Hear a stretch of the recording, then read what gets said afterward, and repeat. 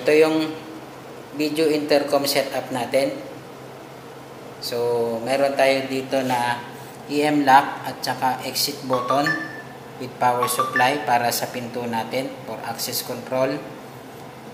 Then, meron tayo ditong outdoor station.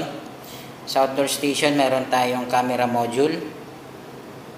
Meron tayong tag module. So, dito nakalagay kung anong mga department or room yung pwede nilang i-doorbell. Then, meron naman tayo dito na card reader. So, para to sa mga employee na merong access card. So, dito naman is yung mga indoor station natin. So, meron tayo ditong 6 para sa iba't ibang department or iba't ibang room.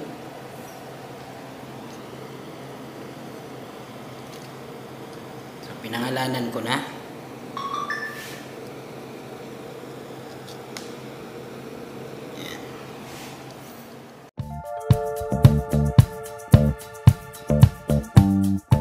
So, paano gumagana yung intercom system natin?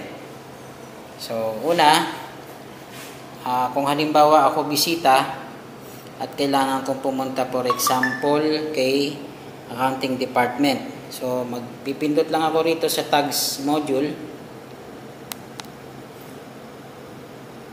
Then, magre-ring na sa accounting indoor station.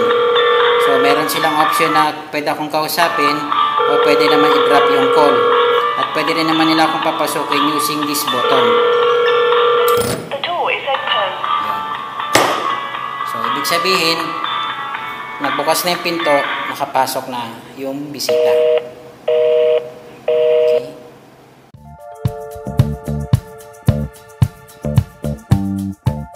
So, bukod dun sa pag-access control natin, bawat department, may function din ito na pwedeng magtawagan yung mga indoor station.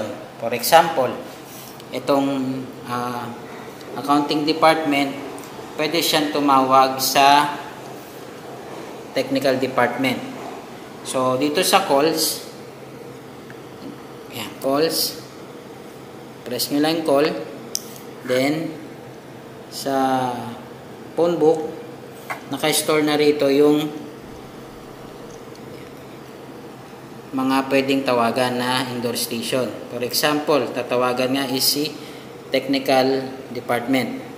So, dito si technical department, ipapress ko lang yung call.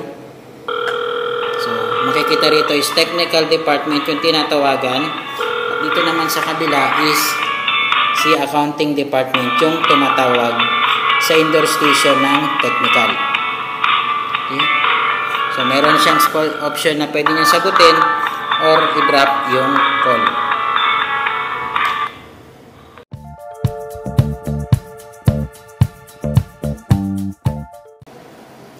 So, paano naman kung halimbawa empleyado yung papasok? So, dito, meron tayong card reader. So, kung empleyado ka, meron silang mga tinatawag na access card or yung pinakamismong ID nila is yung pang-access nila para makapasok dun sa office or sa premises.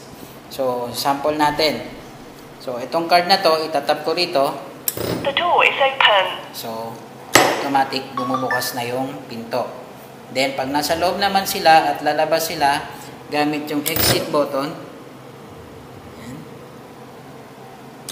so, makakalabas na sila. So, yan po yung simpleng functionality ng video intercom system natin.